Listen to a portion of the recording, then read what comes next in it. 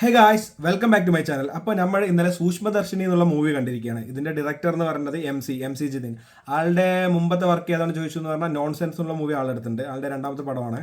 പിന്നെ അതുപോലെ തന്നെ ഇതിന്റെ മ്യൂസിക് എന്ന് പറയുന്നത് ക്രിസ്റ്റോ സേവിയർ ആണ്. അത് ആൾ നല്ല രീതിയിൽ ചെയ്തിട്ടുണ്ട്. ഇതിന്റെ എഡിറ്റർ എന്ന് പറയുന്നത് ചമൻ ചാക്കോ ആണ്. പിന്നെ സിനിമാറ്റോഗ്രാഫർ ശരൺ. പിന്നെ അതുപോലെ തന്നെ ഇതിന്റെ ആക്ടേഴ്സ് ആരൊക്കെയാണെന്ന് അറിയാലോ. ബേസിൽ ജോസഫ് ഉണ്ട്, അതുപോലെ തന്നെ നെസ്രി ഉണ്ട്, അതുപോലെ തന്നെ ദീപക് ഉണ്ട്, അതുപോലെ തന്നെ സിദ്ധാർത്ഥ് ഭരതൻ ഉണ്ട്, അതുപോലെ മറ്റേ പ്രേമലുവിലെ അഖില ഭാർഗവൻ. പിന്നെ കുറെ അങ്ങനെ കാസ്റ്റ് ഉണ്ട്. മീൻസ് എല്ലാവരുടെ പേരെടുത്ത് പറയുന്നില്ല.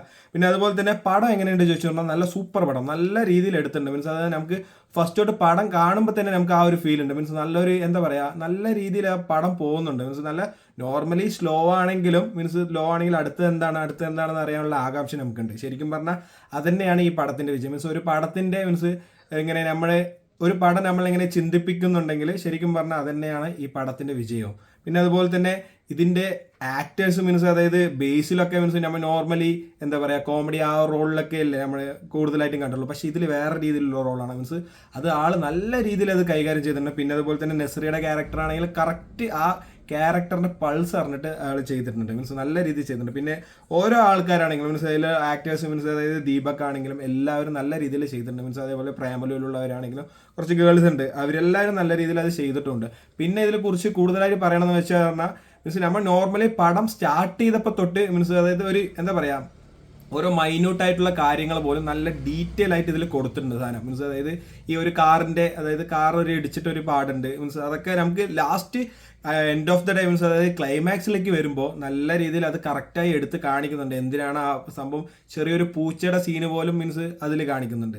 പിന്നെ അതുപോലെ തന്നെ എന്താ പറയുക മ്യൂസിക്കിന്റെ കാര്യം പിന്നെ പറയണ്ട. മീൻസ് കറക്റ്റ് ഈ പൾസ് അറിഞ്ഞിട്ട് മീൻസ് അതായത് ഈ പടത്തിന് വേണ്ട കറക്റ്റ് സാധനമാണ് ആൾ ചെയ്തിരിക്കുന്നത്. പിന്നെ അതുപോലെ തന്നെ എഡിറ്റിംഗ് കൊള്ളായിരുന്നു. എല്ലാം കൊണ്ടും നല്ലൊരു പടം. മീൻസ് ആക്ടിങ് വൈസ് ശരിക്കും പറഞ്ഞാൽ ബേസിലൊക്കെ ഒരു രക്ഷയില്ലാതെ ചെയ്തിട്ടുണ്ട്. ബേസിലാണെങ്കിലും നമ്മളുടെ മീൻസ് നെസ്രി ആണെങ്കിലും നല്ല രീതിയിൽ ചെയ്തിട്ടുണ്ട്. ഓരോരുത്തരും നല്ല ആക്ടിങ് ആയിരുന്നു. പിന്നെ അതുപോലെ തന്നെ പടം നോർമലായിട്ട് മീൻസ് ഇപ്പോൾ പടം കാണുന്നു മീൻസ് നല്ല ഇങ്ങനെ അടുത്തത് എന്താണെന്ന് അറിയാനുള്ള ആകാംക്ഷയോടെ നമ്മൾ ഇരിക്കുകയാണ്.